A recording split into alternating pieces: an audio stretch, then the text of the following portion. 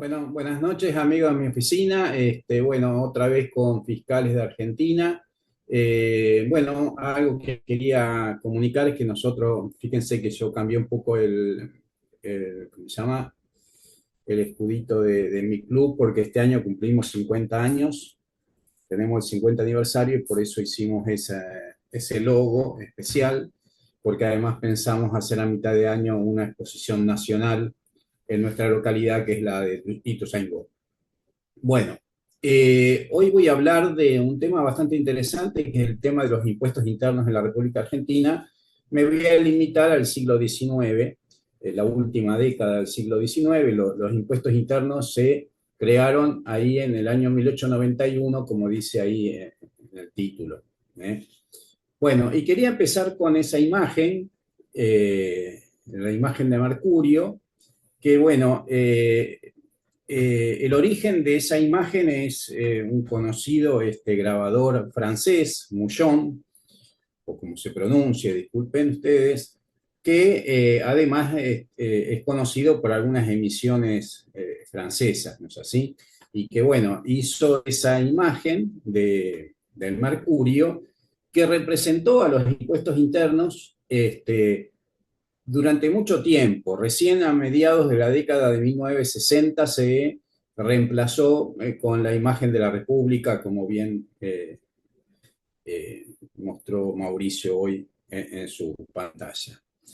Bueno, quería mostrar algunos de los trabajos de Moujon. Está la serie francesa de 1900, conocida como Tipo Moujon, porque justamente la grabó él. Y bueno, yo voy a decir la Sembradora lineada de 1903, que si uno se fija tiene en el pie de imprenta también el nombre del grabador. ¿eh? Bueno, se ve que la República Argentina lo contrató y vamos a ver a lo largo de la charla que no solamente, digamos, hizo ese símbolo, digamos, que representaba a los impuestos internos, sino que también algunas de las emisiones fueron grabadas por él. Bien. Para la charla yo me basé muchísimo en este catálogo de estampillas fiscales, ¿cómo se llama?, de Marco del Pont, eh, eh, que bueno, lo editó con la Sociedad Filatélica Argentina en 1898 y después para 1908 hizo una ampliación y lo continuó un poco más. Lo interesante de este catálogo es que él no se limita a mencionar los sellos que se iban emitiendo, su descripción, etcétera, sino que además tiene interesantes notas acerca de las formas de uso de los sellos y pone bastante, ¿cómo se llama? Información muy interesante, lo cual nos resulta muy valiosa porque, bueno, es un testigo de la época, ¿no es así? Que se ve que él se comunicaba con Casa de Moneda o con quien fuera, iba averiguando todas las cosas que tenían que ver con los sellos que se iban emitiendo. Bien.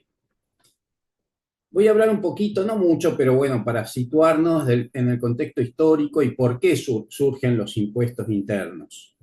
En 1890 el país entra en una crisis económica bastante aguda que produce, entre otras cosas, el quiebre del Banco Nacional. Luego de la presidencia de Julio Argentino Roca, que fue una presidencia donde por ahí se la considera muy exitosa en el sentido de muchos logros y sobre todo la modernización del país. No obstante, para el desarrollo de los ferrocarriles, de los puertos, como se dice, la modernización de la capital, contrajo bastantes préstamos en el exterior, la mayoría de la banca inglesa, y esto, junto con el mal manejo que hizo su sucesor, que era su cuñado, Miguel Juárez Selman, llevó a esta crisis del año 1890. ¿eh? Este, bueno, ahí, por ejemplo, vemos un cuadro que es representativo de esa crisis, un conocido cuadro, Sin pan y sin trabajo, de Ernesto de la Cárcova, que muestra la situación de los obreros allá por 1890. Él creo que este cuadro lo pintó entre 1893 y 94, pero bueno, reflejaba la situación y la verdad que es un cuadro bastante, digamos, crudo en el sentido de que muestra la desesperación del obrero y la madre con su hijo en brazos, famélica, casi sin comida y bueno, sin pan, como dice ahí, y sin trabajo, representado por ese obrero que está ahí mirando por la ventana y al fondo se ve un grupo de obreros que seguramente estarán en paro y estarán protestando por la situación. Y otro aspecto de la crisis está acá representada también en el diario Mosquito. El diario Mosquito era dirigido por un gran dibujante que era mi bisabuelo, Henry Stein, y en esta caricatura del año 1891, lo que muestra es al entonces presidente Carlos Pellegrini, digamos, mostrando con ese gesto, digamos, el hecho de que la nación estaba, digamos, sin un peso y no podía pagar sus deudas. Les cuento que como motivo de la crisis, no solamente económica, sino también política, que había, porque había muchos, ¿cómo se llama? Muchas acusaciones de corrupción. En 1890 se produjo una revolución conducida por lo que era la naciente, ¿cómo se llama? Eh, la la Unión Cívica creada por Alem, en la cual estaba también Bartolomé Mitre, Aristóbulo del Valle, Bernardo de Irigoyen. Se levantaron contra el gobierno y en una revolución que se conoce como Revolución del Parque, que fue derrotada, pero que trajo como consecuencia que el presidente Juárez Celman tuvo que renunciar y su mandato lo continuó y lo finalizó hasta 1892 Carlos Pellegrini, que es el que está acá en la imagen, y está mostrando la insolvencia del Estado Nacional para pagar ¿cómo se llama? Los empréstitos que tenía. Para salvar esa situación fue entonces que se echó mano a nuevos impuestos. Y así es que en 1891 aparecen las famosas leyes de impuestos internos. Acá hay un comentario bastante interesante ¿cómo se llama? Eh, del catálogo que yo les había dicho, donde vemos, por ejemplo, que acá menciona que hasta el año 1891 no existían en la República los llamados impuestos internos, que la difícil situación pecuniaria por la que se estaba atravesando en esa época generó, como se llama, la obligación de buscar nuevas fuentes de recursos y entonces se creó, como se llama, esta nueva ley con nuevos impuestos. La primera ley de impuestos internos fue la del 30 de enero de 1891, que estableció impuestos sobre alcoholes, cerveza, fósforos y sobre las utilidades de los bancos particulares y las sociedades anónimas y sobre las compañías extranjeras de seguros. Bueno, después, a lo largo de la década, se fueron incluyendo nuevos, ¿cómo se llama?, impuestos, en 1892 y 1895 sobre las naipes, los tabacos, después los vinos y los azúcares. Hasta llegó en algún momento hasta los sombreros, algo que parece un poco ridículo, pero bueno, también llegó hasta ahí. Acá, por ejemplo, vemos una ley para 1892, donde vemos mencionado algunos de los, cuáles eran las especies que estaban alcanzadas por el impuesto. Los alcoholes, la cerveza, el licor, fósforos, naipes. Bueno, y ahí habla de cuánto era el impuesto en cada caso. También, fíjense, en el artículo 7º habla de las utilidades y dividendos de los bancos particulares, las sociedades anónimas de capital limitado, cuya dirección y capital inscripto no estén radicados en el país. O sea, para las sociedades anónimas y extranjeras, con excepción, esto es interesante, fíjense, con excepción de las fábricas de carnes conservadas por el sistema frigorífico y las compañías de ferrocarriles. Me pareció llamativo estas excepciones porque en realidad lo que estaba haciendo era salvaguardando la relación con los ingleses, que nosotros en esa época teníamos una fuerte dependencia económica de los ingleses, porque bueno, ellos eran los que fabricaban los ferrocarriles, también eran los que tenían el manejo del sistema frigorífico, y por supuesto los que nos daban los créditos. Entonces, bueno, no era cuestión digamos, de castigarlos con nuevos impuestos demasiado a ellos, porque, bueno, eran nuestros principales benefactores, digamos, sobre quienes se apoyaba nuestra política económica. Bueno, acá vemos otra, por ejemplo, bueno, esta sería una ley simplemente para que vean cómo se fue desarrollando. Por ejemplo, ya para 1899, fíjense cómo ya tiene muchos más capítulos, mucho más escalas, y esto va a dar como consecuencia el hecho de que haya series muy largas de sellos fiscales. Una de las características de aquella época, que yo veo que hoy en día se ha simplificado mucho, es el hecho de que se hacía sellos para todo, y por eso hay una cantidad enorme de sellos. Por ejemplo, las series de sellos para cigarros, para cigarrillos, para lo que sea, son enormes e inhallables. O sea, uno puede encontrar 3, 4, 5 ejemplares, pero es imposible conseguir todos los valores que fueron emitidos. Yo por lo menos no los he visto nunca. Quizás alguien los haya guardado en un momento, pero digamos, son bastante difíciles de conseguir, digamos, las series completas. Por eso voy a mostrar algunos ejemplares de los que tengo en mi colección. Bueno, bueno, acá sigue, fósforos, naipes, sombreros, seguros, etcétera. Bien, acá lo que quise hacer un pequeño resumen para que ustedes vean cuáles eran los principales rubros que estaban alcanzados por los impuestos internos. Lo que está en amarillo son, ¿cómo se llama? Eh, digamos, aspectos que están tomados en la ley, pero que no tenían sellos emitidos. Y en verde, los que sí. Por ejemplo, fíjense, acá se ve claramente que en 1891 los primeros que se sacaron, digamos, que se emitieron, eran los fósforos.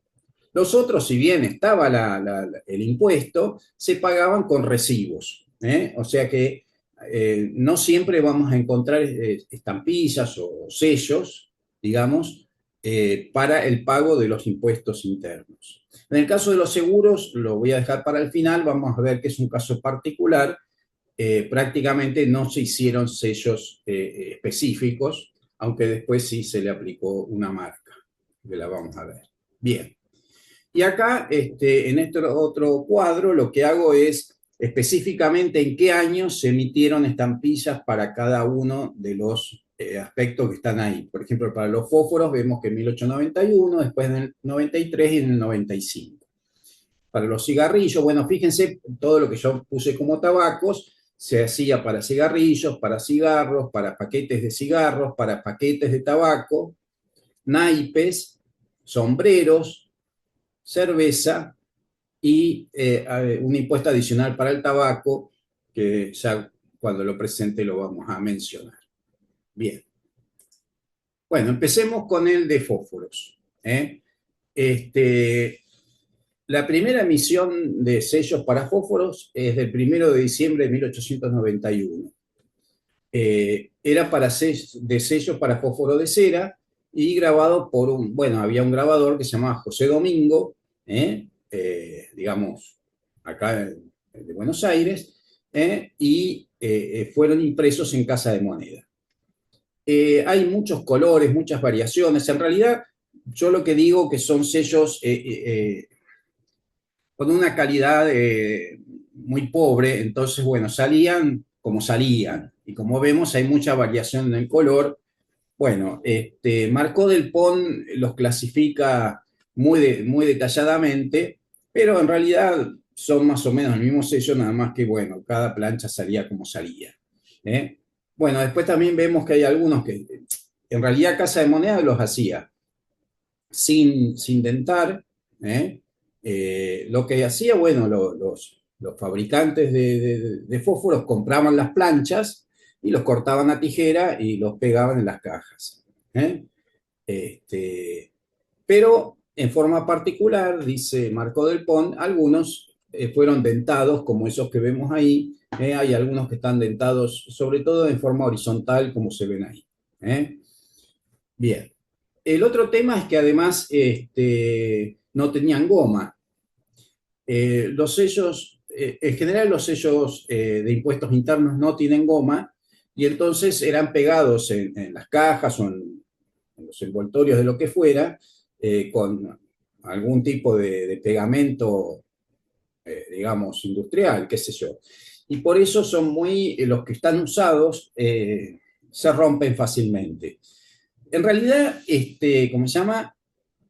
El objetivo era ese, el objetivo era que se rompieran, porque lo que querían evitar era que, digamos, vamos a suponer, si yo compraba una caja de fósforos, no fuera a ser que yo lo despegara y lo volviera a usar en otra caja, porque, digamos, no se matasellaban, entonces se destruían del solo hecho de estar pegados en la caja. Incluso en algún momento, para evitar cualquier abuso, comenta Marco del Pont que, ¿cómo se llama?, que se penalizó el hecho de conservar íntegros los sellos. O sea, si uno despegaba el sello sin destruirlo, eso era penalizado, era como un delito, como que era un posible fraude al Estado. ¿Eh? Por supuesto que, bueno, muchos coleccionistas trataban de guardarlo, pero, en fin, se lo consideraba así. Bien. El impuesto para los fósforos era de 1 centavo por cada caja de 6 docenas. ¿Eh? Este era el sello, digamos, que servía para pagar el impuesto. Y acá es lo curioso que sucedía. ¿Eh? ¿Para qué hicieron el sello de medio centavo? Bueno, porque había cajas que tenían 2 aberturas. Entonces, en ese caso, se le pegaba 2 estampillas de medio centavo, uno de cada lado, justamente porque el objetivo era que no se pudiera abrir la caja sin romper el sello. O sea, la idea era cuando yo usaba la caja, el sello se tenía que romper. Si yo ponía un solo sello de 1 centavo de un lado de la caja, iba a abrir la caja del otro y no rompía el sello. Entonces se usaba este de medio centavo para que necesariamente yo tuviera que romper uno de los 2 sellos para abrir la caja. Cosas curiosas. También se hizo este otro azul, y este también es interesante. ¿Para qué se hizo el sello azul? Bueno, resulta que cuando emiten la estampilla de color negro, que era la que compraban los fabricantes, había muchos fabricantes que ya habían pagado el impuesto con recibos. Es decir, cuando se emiten las estampillas, en ese momento se fija la obligatoriedad de pegar la estampilla en cada caja de fósforos. Pero había muchos fabricantes que se habían pagado con recibo. Entonces le daban estos azules gratuitamente para que los pegaran en las cajas como, digamos, comprobante de que habían pagado el impuesto. Es decir, que estos sellos no pagaban, no se pagaban, porque ya se había pagado con recibo. Y lo mismo sucedía con estos que son de color rojo. El color rojo en los impuestos internos durante toda esta década, e incluso durante la primera época del siglo XX, se destinaba a los productos importados. Los productos importados, bueno, en este caso las cajas de fósforos importadas, ya pagaban derecho de aduana, entonces no tenían que pagar impuestos internos. Y pasaba lo mismo, se le entregaba estos sellos una vez que pagaban lo de aduana para que quedara comprobado de que habían pagado el impuesto correspondiente, que en ese caso era los derechos de aduana. O sea que había muchos sellos que eran gratuitos, digamos, esto es muy llamativo, la multiplicación de sellos para distintas cosas. Desde el medio centavo para los dos lados de la caja hasta, ¿cómo se llama? Bueno, estos que eran gratuitos para demostrar que se había pagado el impuesto de otra manera. Bueno, acá seguimos con los sellos de 1891. En este caso, bueno, como los entregaba Casa de Moneda, con dentados, que como dice Marco del Pon son privados, pero bueno, se coleccionan también. Y en el tercer caso, bueno, con dentado omitido, bueno. Hay mucho material de esto. A mí me parece que hicieron una cantidad industrial de sellos y quedaron muchísimo, incluso de estos hay planchas, se consiguen fácilmente las planchas de estos sellos. Bien.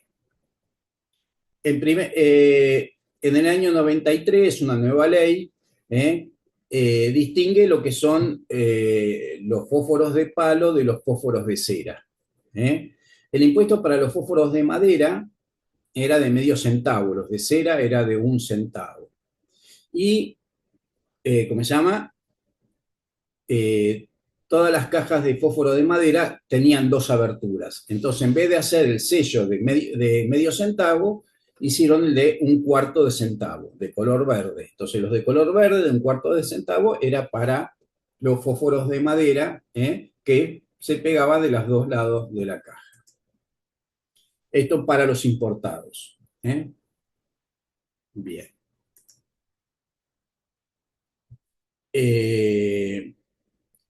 Estos también son para fósforos importados, dice ahí.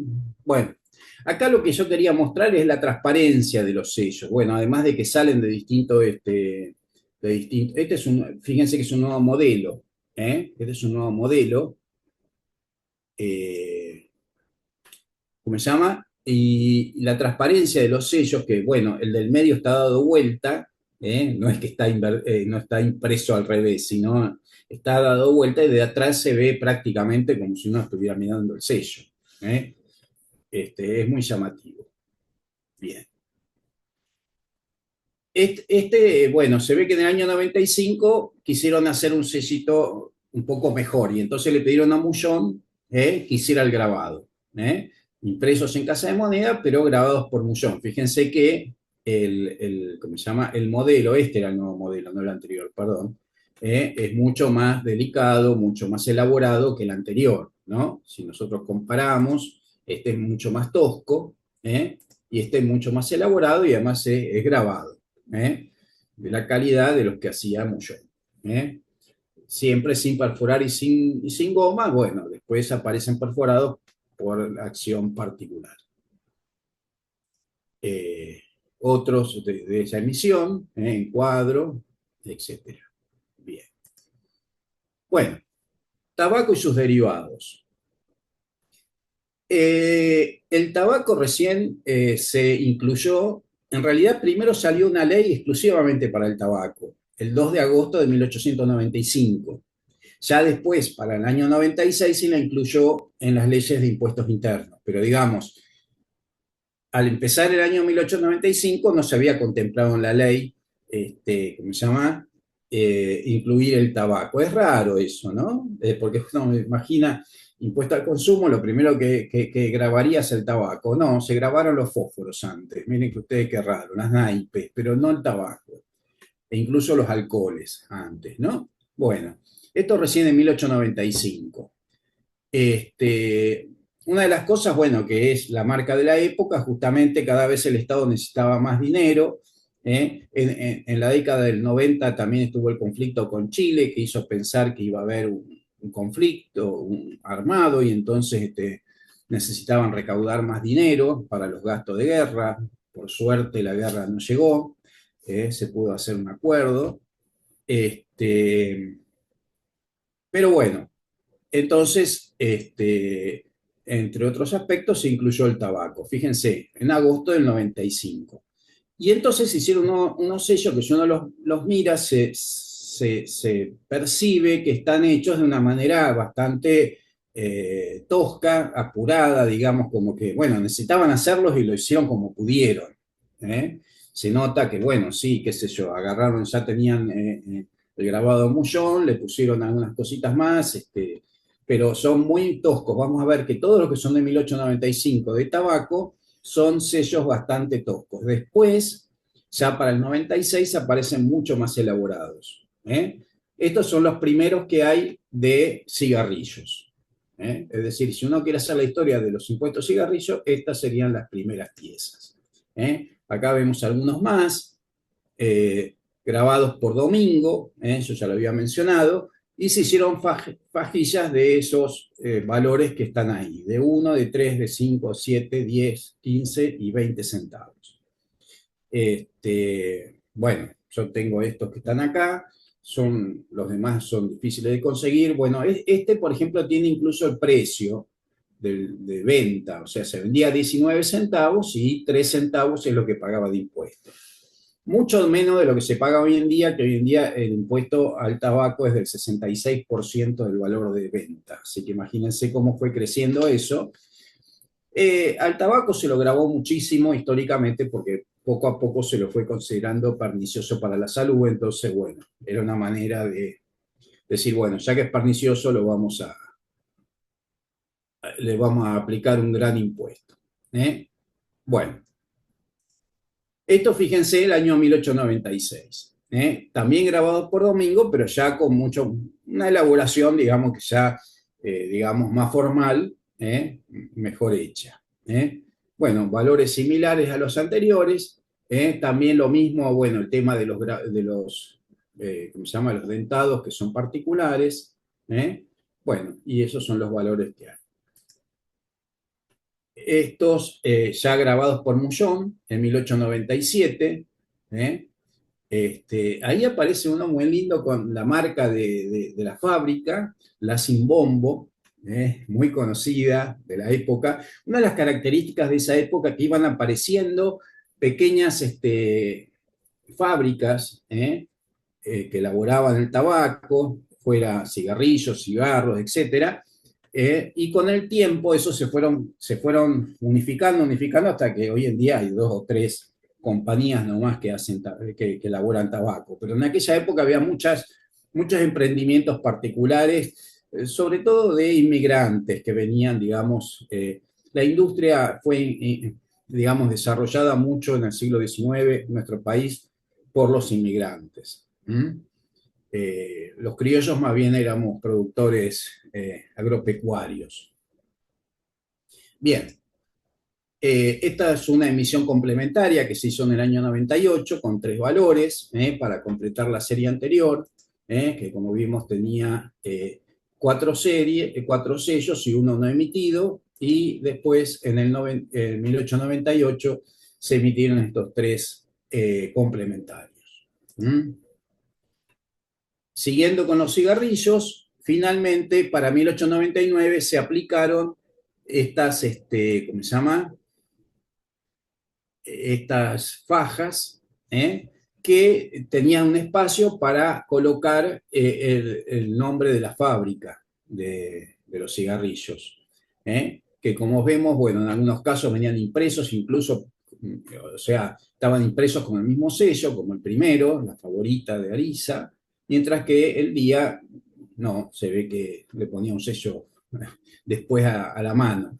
Estos, yo creo que se arreglaban con Casa de Moneda para hacerlos, en este caso, donde, bueno, el nombre se puso junto con el sello, en cambio acá son agregados posteriores. Bueno, y el que los grababa era Gotuso, un grabador también de Buenos Aires y, ¿cómo se llama? Impresos por tipografía en Casa de Moneda. Los valores emitidos son estos que están acá, estos 6, y aparecen, por ejemplo, acá hay otros, de esto hay abundante material. ¿eh? Es muy interesante ir siguiendo la historia de cada una de las empresas, eso se puede hacer.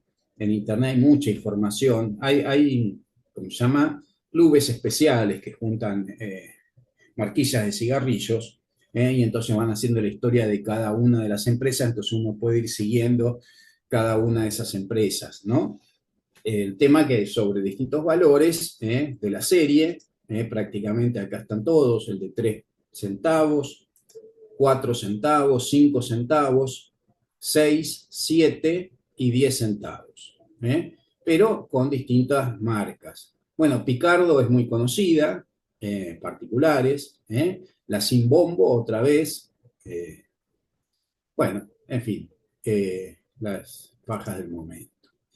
Y como siempre, en color rojo las que eran de importación. Ven que en vez de decir nombre del fabricante, dice nombre del importador. Y bueno, esos eran los 5 valores que se emitieron. Yo de los importados solamente conseguí el de 7 centavos. Que en este caso se nota que está usado y cuando se lo despegó un poquito se rompió. Bueno, son difíciles de conservar. Bueno, estos dos paquetes que están acá son muy posteriores. Este vendría a ser más o menos del año 16 y este es del año de la década del 40, 1940, pero los muestro para que se vea cómo se usaban las vajillas. Siempre la idea era que estuvieran pegadas de tal manera que el atado no se pudiera abrir sin romper el sello, o sin romper el atado. ¿Cómo se llama? Este es muy lindo porque tiene además, este de acá es, bueno, hoy en día es muy conocida la marca 4370. En ese momento se llamaba el 43. Es más o menos 1916. Acá tiene una faja de 1916 de la provincia de Jujuy. Es decir, que le cobraba impuestos la nación y la provincia, y tenía las dos fajas. En este caso solo tiene impuesto nacional. Pero bueno, son muy posteriores, pero bueno, era para que se vea cómo se usaban estas fajas. Bien, vamos a otro rubro, siempre dentro del tabaco, el de cigarros. 1895, fíjense otra vez, 1895, recién salida la ley, en agosto, entonces los sellos bastante, digamos, improvisados. Bueno, entonces pegaba un sellito en cada cigarro. Por eso son pequeños, y se reconocen dos variaciones. Una que es esta de acá arriba, que no tiene guiones a los costados, y después esta otra que tiene guiones a los costados. Bueno, y ahí están todos los valores que se fueron emitiendo de esta primera emisión de cigarros. La segunda emisión son estos 3 valores, ya un poquito más elaborados, del año 1896, de un quinto, de un cuarto y de un centavo.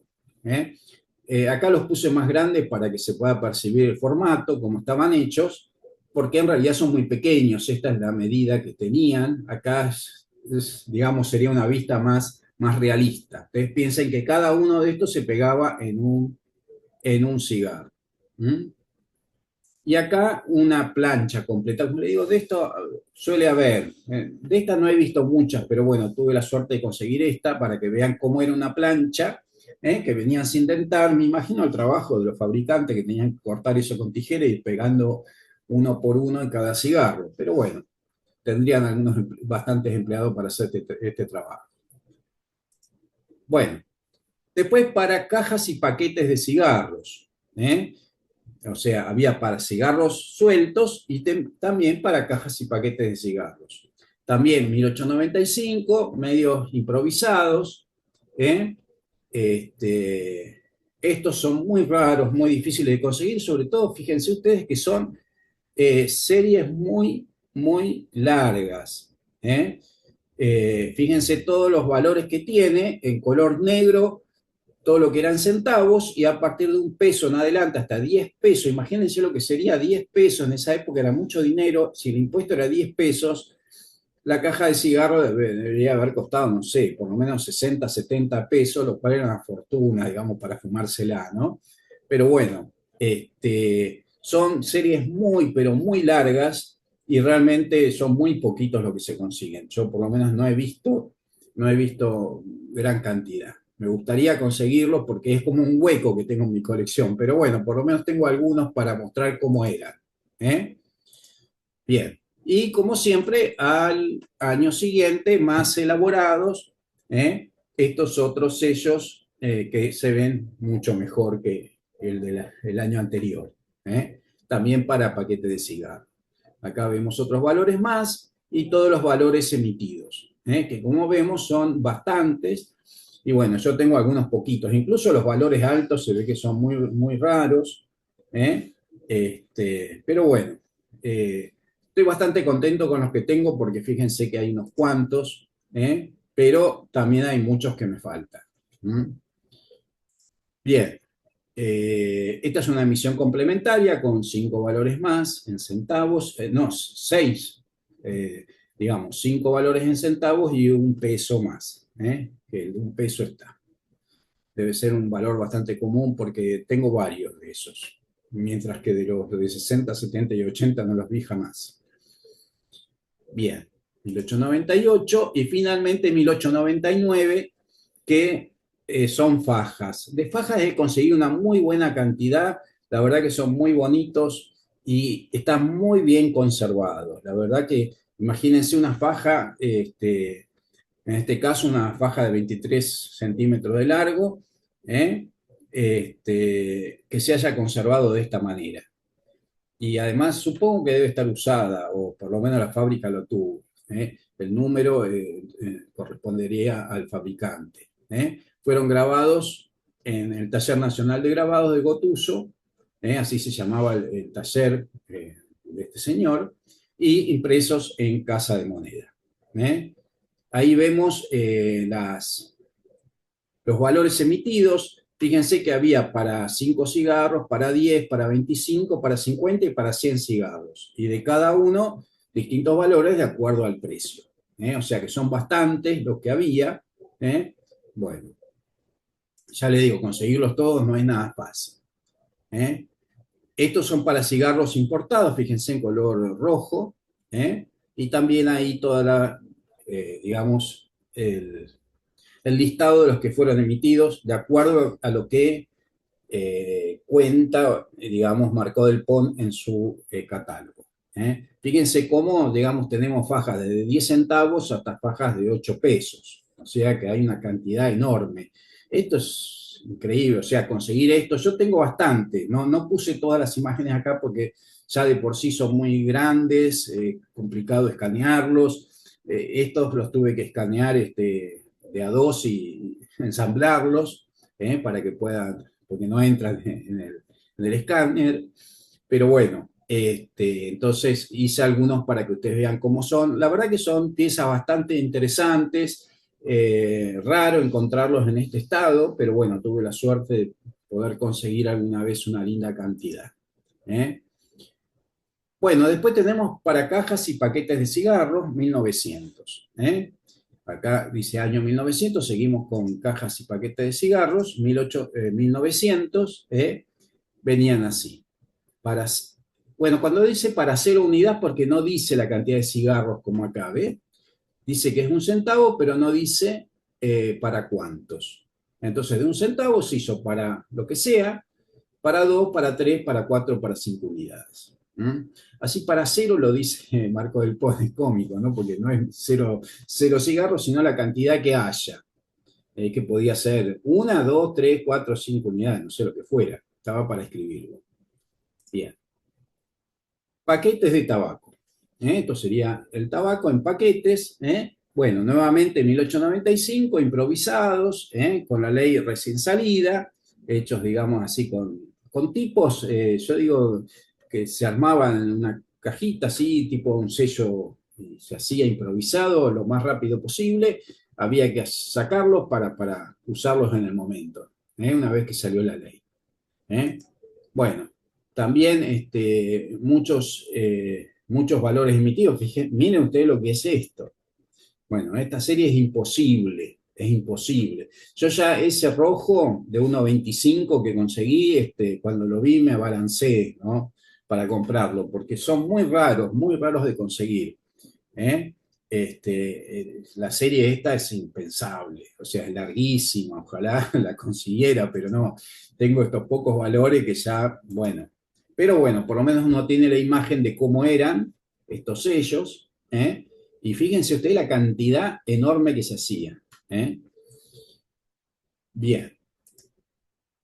Para el año 96-97, paquetes de tabaco ya más elaborados, distinto formato, también series muy largas. Acá tenemos todos los valores que se emitieron. En este caso, fíjense con el precio de venta y el impuesto.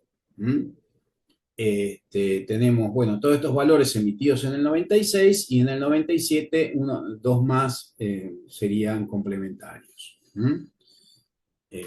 Bueno, es la característica, sobre todo la parte de tabaco, la cantidad enorme de sellos, las series larguísimas que se hacían. ¿Eh? Los valores más altos no los he visto nunca, o en centavos, estos raros, la verdad que no los he visto nunca. Bueno, esto se nota por la calidad superior, del año 98, grabados por Mullón, y impresos en tipografía en Casa de Moneda. Estos son muy bonitos, realmente son muy llamativos. También son unos cuantos valores, no son tantos como antes, pero bueno, hay muchos valores. La verdad que es un sello de muy linda calidad. A mí me gusta mucho este sello. Es muy interesante. Bien. Y finalmente pasamos a las fajas. Hacia 1899, ustedes fíjense todo lo que venimos viendo, hacia 1899 se van haciendo fajas. Estas fajas son enormes además, ¿eh? Son unas fajas muy grandes. Fíjense, algunas están un poquito parcudidas, pero bueno, hay que tenerlas, ¿no? Y hay para distintos tamaños, para paquetes de 100, de 200, de 500 gramos y también para menos. Bueno, también hechos por Gotuso y en Casa de Moneda. ¿Mm? Acá, bueno, hice cuadros para que vean cuáles son los que se emitieron. ¿eh? Los de producción nacional se hacía para 100, 200, 500 y 1000 gramos y distintos valores. Sin indicación de peso, también había, o sea que ahí donde dice la cantidad de gramos en el círculo, hay algunos como este, que fíjense, no dice el peso se le agregaba en la fábrica. Y el impuesto era en función del precio. Y después para los importados, que son los de color rojo, bueno, hay fajas pequeñas y fajas grandes. Acá se ve, de acuerdo a, ¿ve? Estos serían importados, los de color rojo. Nombre del importador, fíjense, cómo cambia. Acá dice nombre de la fábrica y nombre del importador en lo que son de color rojo, mientras que en los otros tenían distintos colores. Bien, bueno. Y en 1899 se hizo esto, que eran valores adicionales para tabaco. Esta es una linda pieza que son varios cecitos. Estos se pegaban en las fajas anteriores. A veces por ahí, vamos a suponer que estaban todos estos valores emitidos, ¿eh? Vamos a suponer, y qué sé yo, había que pagar 28 centavos, no sé, algo que intermedio, entonces había que agregarle algo. Lo que cuenta Marco del Pont, que antes de que se hicieran estos sellitos adicionales, se utilizaban los sellos de cigarrillos, o sea, se le pegaba a las fajas sello de cigarrillos si no estaba el valor exacto que había que pagar del impuesto. Y que en el año 1899 se hicieron estos sellitos adicionales de tabaco, que son bastante bonitos. Estas son las series que se hicieron. Fíjense ustedes qué interesante, él cuenta que cuando se hizo esta serie en 1899, se hizo con mucha rapidez. Entonces, los primeros que se hicieron, cuenta él, son estos que dicen valor adicional tabaco importado, en color rojo, como correspondía, el importado correspondía al rojo, que después se hicieron en negro para los de elaboración nacional, pero que no hubo tiempo de cambiar el cliché. Entonces hizo una primer serie que decía valor adicional tabaco importado en negro, pero en realidad no era para tabaco importado, era para tabaco nacional. Y después, a los pocos meses o al poco tiempo, se corrigió y se puso valor adicional para tabaco. Entonces, primero sería para los importados, esta sería una provisional para los nacionales y esto los definitivos para nacionales. Les cuento que acá hice un poquito de trampa porque quería ver cómo se veían las series completas. No son las series completas. Yo la serie de los importados sí lo tengo completa arriba, pero la otra, si uno mira los detalles, los tenía medio salteados y entonces tomé y bueno, le agregué valores a sellos, hice como una edición y completé las series, pero no los tengo completos, me faltan 5 o 6, no, bueno, son 6, 6, 12, me faltarán 4 o 5 de estos sellos. Entonces le agregué, le fui corriendo el valor de unos a otros para que se vea completa la serie. Hice un poco de trampa, pero bueno. La idea es que así sería la serie completa, o las tres series completas de los sellos que se hicieron en este año 1899 para lo que son adicionales de tabaco. ¿Eh? Bueno, llegamos a las de naipes. Si bien el impuesto de naipes existía desde 1891, recién en el año 96 se sacaron sellos para naipes. Es bastante interesante el tema de los sellos para naipes, cómo se fueron manejando. Fueron emitidas el 20 de mayo, grabadas por Domingo e impresas en tipografía en Casa de Moneda. ¿Está bien? Bien.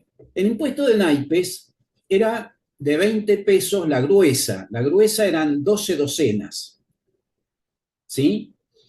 Y cuando se hicieron los sellos, se indicó que, eh, que había que poner uno en cada docena. Esto hace que cada sello valía 1,66 periódico, digamos.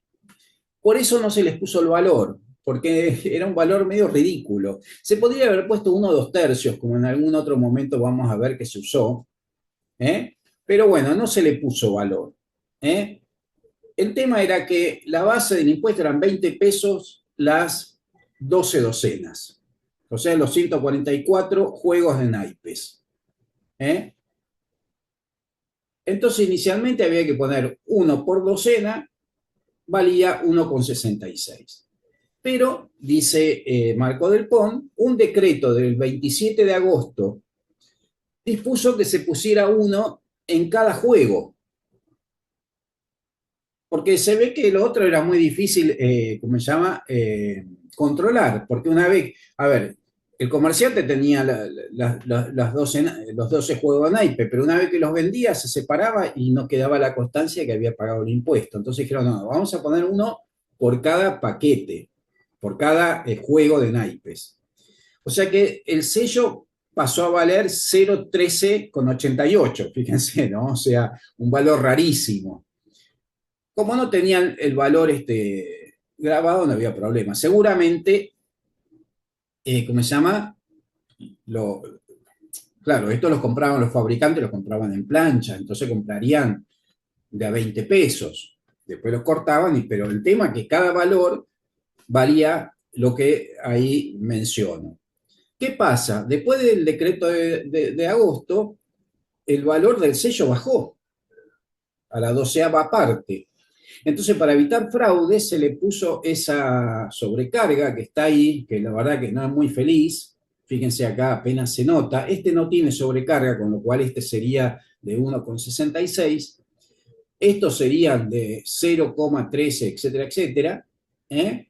Y ese sello que dice 15 de septiembre, si bien el decreto es de agosto, pero bueno, a partir del 15 de septiembre esos sellos valían lo que decía ahí, o sea, valían mucho menos. Bien, y los tres colores que vemos tienen que ver con eso que yo les decía. En color negro, los que son de fabricación nacional, en azul, también los de fabricación nacional, pero que ya el fabricante ya había pagado el impuesto por otro medio, que sería un recibo, entonces le entregaban gratuitamente los sellos, y los rojos, que eran los importados, que como ya les dije, había pagado en la aduana, entonces no pagaba y lo recibía gratuitamente para que no circularan los mazos sin el sello correspondiente. Bien. Y ya en 1899 se hicieron estas fajas, que como ustedes ven, sí utilizaron fracciones. Fíjense que las fajas son para docena de juegos de naipes. Se volvió a la docena. Vamos para un lado, vamos para el otro. Bueno, volvimos a la docena, se hacían estas fajas y el precio estaba indicado con fracciones. En negro, como vimos ahí, nombre del fabricante, naipes nacionales, importados, otro precio, otro valor, y ahí indicado. siempre con el nombre, en estos casos, puestos con sobrecargas. Bien. Bueno, estos son todos los que se hicieron de naipes. Sombreros. Eh, Nuevamente, en 1898 se ve que el presupuesto estaba pasando por una situación complicada, había que hacer un nuevo impuesto y entonces el 17 de septiembre salen estos sellos a los apurones para cobrar un nuevo impuesto que es el impuesto a los sombreros. Y son sellos provisorios. Sobre los sellos de tabaco se hacen estos 4 sellos, ¿cómo se llama? Con una sobremarca. ¿Mm? En algunos casos cambiando el valor, en el caso de un peso no. Entonces tenemos 30 centavos sobre el de 4,5, 60 centavos sobre el de 45, un peso sobre el de un peso y 1,20 sobre el de 1,60. Eran los distintos impuestos que había para los sombreros. Acá lo quise rescatar porque es interesante lo que dice Marcó del Pont. Dice, la ley número 3699, que en las estampillas se indica que fue votada el 23 de agosto de 1898, estableció este impuesto que no deja de ser bastante ridículo, dice, y que constituye una amenaza para el porvenir. Pues por razones análogas a las que indujeron a crearlo, el calzado o cualquier otra prenda de vestir puede mañana ser igualmente estampillado. Cosa que en el futuro también sucedió, ¿no? Por ahí para algunas cosas, sobre todo, bueno, los importados, la seda, etcétera, ¿no? Hay otros impuestos, pero bueno, me llama la atención, ellos se quejan mucho de los nuevos impuestos, ¿no? Y en este caso considera que es ridículo. Sobre todo porque esta ley no había sombrero que escapara al impuesto. Si uno se pone a pensar el sombrero, en general un sombrero puede ser un sombrero de lujo o puede ser un sombrero de un trabajador, de un obrero, una boina ser un sombrero, no sé, es complicado. Bueno, la cuestión que dice, no hay sombrero que escapara al impuesto. Pero bueno, en el año 1899 la nueva ley estableció que quedaban libres de impuestos aquellos sombreros que costaran menos de 50 centavos. O sea, había que comprarse un sombrero bastante pichay para que no te cobraran impuestos. Pero se suprimió. Yo creo que en 1898 y 1899 se aplicó y después no aparece más el impuesto a los sombreros. O sea, fue una iniciativa que no tuvo largo alcance, pero los sellos quedaron. Y acá están los sellos definitivos que se hicieron ¿eh? para, eh, para los sombreros. Emitidos también en el mismo año 1898 y en este caso por Domingo, el grabador, y por Casa de Moneda. Se hicieron 4 valores de producción nacional y los mismos valores en rojo para los importados. El de 1,20, que en realidad dice 120 centavos, ese no lo puedo conseguir, el que me falta. Lo busco y nunca lo puedo conseguir. Pero bueno, estos son los que hay y bueno, por lo menos los vemos. Finalmente, así, dentro del consumo, 1899, de cerveza. Estos lindos sellos de cerveza, fíjense, la cervecería Biecker, ahí tenemos, ya desde aquellas épocas, grabados por Gotuso, impresos en litografía en Casa de Moneda. Se ve que de esto también han quedado muchos sellos sin usar porque aparecen así en fracciones. Esos están sin usar, están lindos, qué sé yo. Bueno, esos son los valores que hay. Son bastante lindos y llamativos. Bien. Y esto es un recibo del año 1899, donde, fíjense, está, bueno, el símbolo de impuestos internos, y para pagar cerveza en cascos, en este caso un casco de 53 litros. A la derecha muestro una imagen de lo que podría ser un depósito de cascos. El casco viene a ser como un barril pequeño, eso tengo entendido yo, de cervezas. Bueno, es una pieza interesante, linda, lástima que está ojeada, pero bueno, es lo que hay, ¿no? Piensen cómo se conservaría esto, ¿no? Bueno, y para terminar, estos serían los que son los sellos de seguros. Vieron que la ley de sellos incluía los seguros. ¿Eh? Bueno, lo que se hizo directamente se tomó las estampillas de ley de sellos, y se las, recién en 1900 se les puso ese, con un sello bastante poco visible. Estos son los mejorcitos que conseguí, pero la mayoría hay algunos que casi no se ve. Se ve que lo ponían muy rápidamente ese sellito que decía seguro. ¿Eh? Esta práctica se utilizó hasta 1920, donde ya en 1920 se imprimieron especialmente sellos de seguro durante varios tiempos. Al principio se llamaban warrants, después fueron cambiando de nombre, pero después se emitieron sellos de seguro. Pero inicialmente se hicieron estos sellos, ya les digo, de ley de sellos y se utilizaban, ¿cómo se llama? Con la sobrecarga segura. Bueno, con esto terminamos. Les agradezco mucho que hayan estado. Si hay preguntas, las voy a contestar si puedo. Ya llegamos a las 738, quiere decir que estamos muy cerca de la 777, que es nuestra próxima objetivo, rumbo también, por supuesto, a las 1000. Muchas gracias a todos. Muchas gracias, Miguel. Muy interesante como siempre. Bueno,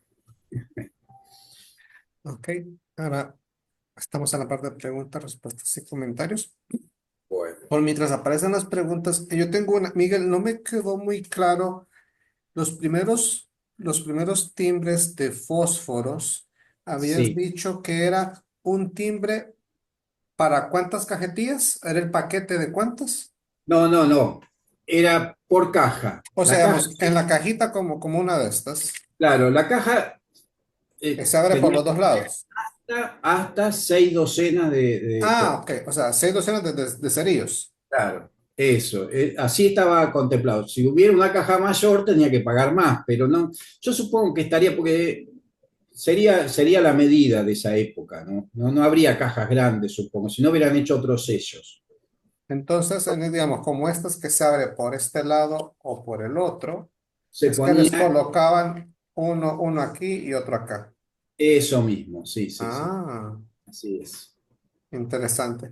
Ya me imagino el trabajo de colocarle a todas las cajetillas. Claro, sí. Bueno, hoy en día yo no sé, bueno, lo deben tener automatizado, pero por ejemplo, la fábrica de cigarrillos Ujú, también tiene que comprar las, las fajitas esas, las ujú, estampillas y pegar una por una, cortarlas y pegarlas. Yo tengo algunas planchas que son de muestra. ujú, Esas vienen para cortar, pero bueno, debe haber máquinas que lo hacen, incluso debe haber máquinas que lo pegan en los paquetes, no ujú. sé, cuando envuelven y lo paquetes. Pero en su momento habrán sido a mano ese trabajo. No, sí, me imagino. No, aquí solo me vienen a la mente los timbres de licores que he mostrado en otras charlas, que hay que Claro, agregárselos manualmente a cada botella y lo hace el importador. sí, sí, Pero pensando en el volumen de cajetillas de cerillos, claro, de fósforos, eso sí, es sí, un gran trabajo. sí, sí, sí, sí, yo creo que sí. No sé qué era más oneroso, si el pago del impuesto o pagarle la mano de obra. Mira una mano en alto. Heinz, Sí, muchas gracias. Miguel, de nuevo, muchísimas gracias. No, no es nada. Una linda y completa charla de un tema no muy común, Mm, pero que sí, en cuanto al cobro de impuestos, se repite seguramente en todos los entonces, países. claro. Yo creo que Argentina lo hizo muy tempranamente. Mm, También ocurre aquí en Chile, también hay leyes de comienzo de los 1900 en las mm, cuales aparece todo esto. Por ahí tengo la normativa de esto. Y también vienen juntos cigarrillos, tabaco, picado, nacional, importado, claro. eh, licores, cervezas, naipes. Los seguros corren por un camino separado aquí en Chile, por lo menos.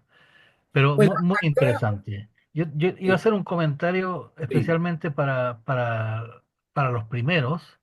sí, Eh, el grabado significa que el diseño, el cuño, sí, el dibujo está hecho por un artista grabador. claro. sin embargo, y eso se usa después como matriz para armar la plancha, y esa plancha se imprime tipografiada. Tal Así es, cual, ¿no? tal cual. O sea, los sellos no son grabados, Exacto, he grabado el original para correcto. después hacer, yo no soy experto en sistemas de impresión, pero bueno, evidentemente se nota por la calidad del dibujo, no es lo mismo, digamos, una que otra. Y los Sí, grabados, bueno, sí, Moujon era un grabador importante. Lo que pasa que en Francia los sellos se hacían grabados, ¿no? sí, pero es un tema de costo, porque si tú imaginas que sellos de 1 centavo fuesen Ah, grabados, sería más caro producir el papelito y que el sí, impuesto. sí, sí, sí. Es re No, simple, incluso, perdón, ¿cómo se llama? Las técnicas que tenía Casa de Moneda. Nosotros, por ejemplo, suponete en sellos postales, ahí tenemos un buen ejemplo. Nosotros tenemos series, ¿cómo se llama? Grabadas, que son, ¿cómo se llama? De fin del siglo XIX, principio del XX, la famosa Libertad Sentada, la anterior Tres Próceres, todas esas son grabadas, pero esas las hacía la, ¿cómo se llama? La compañía sudamericana de billetes de banco. correcto. Cuando Casa de Moneda hace la primera emisión de sellos postales, que es en 1908, no lo hace grabado porque no tiene esa técnica. Los hace, creo que los hace, ahora no me acuerdo, pero no tiene grabado. Lo debe hacer, ¿cómo se llama? Ay, bueno, En esa época existía el tipografiado y tipografiado. litografiado. Tipografiado, sí, Sí, tipografiado. el Sí, tipografiado es más preciso perdón, que el litografía. sí.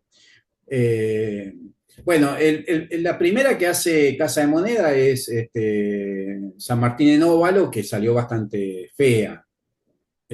Por eso en 1910 volvieron a contratar ¿cómo se llama? La compañía sudamericana, porque querían que la serie de 1910 fuera buena.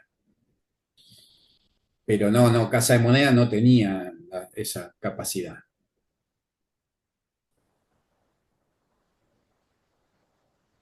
Ok.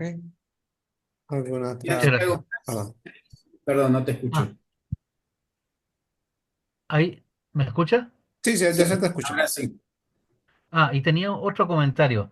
Sí. El comentario sobre el tema de la perforación. A mí me parece que la perforación, que a veces es por 2 lados y a veces por 4, es muy pareja. Entonces no me imagino que un, un, eh, una empresa que tenga que colocar esas cosas vaya a particularmente hacer la perforación en su establecimiento. Yo creo que esas también están hechas por Casa de Moneda. Eh, yo te digo los comentarios de Marco del Pont. Él dice que son particulares y en algún momento comenta que él cree que eso fue hecho para los coleccionistas. Eh, Porque eh, yo no le veo la ventaja, qué sé yo, es mucho más trabajo para la empresa. ¿Qué se va a poner a perforar eso? ¿Cuál es la...? claro, pero sí ocurrió que, digamos, los filatelistas tenían entrada en la Casa de Moneda. Entonces quizás pidieron a Casa de Moneda que le hiciera la perforación. Y podría Suena ser. más lógico. Podría ser, pero bueno, no tenemos evidencia de eso. Yo lo que sé que, Y digamos, los que salían para la fábrica, los que salían así, eran planchas. Yo tengo una de fósforo, no la puse porque es enorme. Una plancha de los sellos de fósforo que venían en tres grandes grupos con intervalos en el medio y, bueno, parecida a la que mostré de los de cigarros. Y venían sin sí, perforar. En la fábrica lo cortaría a tijera, qué sé yo, no sé. sí. Los sellos consulares argentinos de la Sí, época, que eran verticales de la misma forma que algunos de esos, vienen dentados. ¿Y qué pasa eso si sí. comparas ese Sí. dentado con estos? Capaz que resulten iguales. Bueno, pero lo que pasa es que, a ver, ahí hay una gran diferenciación. Los de consumo masivo salían sin goma y sin perforar. era más fácil. Correcto. Había que hacer planchas y planchas y planchas y planchas y las tiraban así, y que se arregle el fabricante. En cambio, los que eran para usos más oficiales eran estampillas que venían con su goma y con su perforación como corresponde. Sí, Mm, muchas gracias. no, de nada. Jaime. Y no sé de dónde salió la idea de, de los timbres para fósforos, para cerillos, pero quería compartir un ejemplo de cómo se aplicaron aquí en México. Y lo que estaba diciendo ahorita Mauricio, de andar poniendo los timbres, pues Ujú. quiero que vean el tamaño. O sea, si esta es la caja de fósforos, vean el tamaño. Claro. Aquí, impuestos, cerillo, nunca los he visto sueltos. O sea, nunca los he visto que alguien se haya tomado la molestia de despegarlos y vendértelos porque pues no eran nada, ¿no? Pero esta era la manera de aplicarlos aquí en las pequeñas cajitas de cerillos. Nada más quería Mm. Bueno, compartir. sí, es interesante. Yo te comento algo. Bueno, si vos te fijás ahí, esos son imposibles de despegar. A mí me pasa, por ejemplo, con los de, ¿cómo se llama? Encendedores. Yo compré algunos encendedores que vienen con la estampilla pegada. No, no, no la podés despegar. No hay manera de despegarla. Es imposible. Lo tenés que guardar así. El encendedor tal cual está. Cuando he comprado, por ejemplo, de naipes, que a veces he comprado los atados cerrados, para exponer tengo que cortar el paquete. No hay manera de despegarlo. Se rompen si los querés despegar. Porque la idea era esa. Incluso la ley decía, por ejemplo, en los de naipes, yo he leído las leyes y dicen, deben ser pegados de tal manera que no se puedan sacar las naipes sin romper el sello. Había que romper el sello. Esa era una condición sine qua non, porque ellos decían, una vez que vos lo abriste, tiene que estar roto el sello para que no se vuelva a usar. Y el pegamento era indeleble. Entonces yo lo que hice fue cortar el paquete lo menos posible, pero cortarlo para poder extenderlo y que el sello quede entero. Imposible despegarlo. Y en las cajas de cigarrillo lo mismo. No, no, es increíble. Por ahí las fajas de cigarrillos es más fácil. Claro, mirá lo que se anda a despegar eso. Anda a despegar eso. Y mira hasta cómo lo cortaban, o sea, se ve totalmente manual el proceso. Claro, sí. Es que está hecho para eso, para que rompas la estampilla. Es así, no hay tutía. Y si vos fueras coleccionista y lo querés guardar entero, tenés que romper la caja. Con mucho cuidado y tratar de que salga entero el sello. Pero es casi imposible. Y si no, en su momento, algunos coleccionistas irían a la fábrica y decían, che, no me total, viste, porque ellos tenían las planchas. Entonces, bien, vos le pagabas los 30 centavos de ahí y te daban una estampilla entera, sin usar. Y nunca he visto tampoco, vaya, bloques o Claro. planillas. Eh, sí, yo del siglo XIX he visto. Incluso yo tengo una colección muy linda de los impuestos, ¿cómo se llama? Eh, de remedios vendría a ser, ahora no me sale la palabra, como es que lo llamaron. Y tengo planchas de agua mineral, por ejemplo, que se consideraba medicinal, eso, impuesto medicinal. ¿Y cómo se llama? Y hay planchas de eso. Y ¿Eh? específico. Sí, sí. Bueno, yo una vez di una charla acá y mostré planchas ¿cómo se llama? De los sellos de la ley de especies medicinales. ¿Eh? De eso hay bastante. Digamos, tampoco son piezas comunes, pero hay. se ha conservado, sobre todo en las primeras épocas, hasta 1910, ahí puede haber algunas piezas. Ya después no, ¿eh? Ya después no. No, tiene que ser directamente de los paquetes, cosas así. Por eso se ha perdido mucho, o sea, tener una colección completa es casi imposible.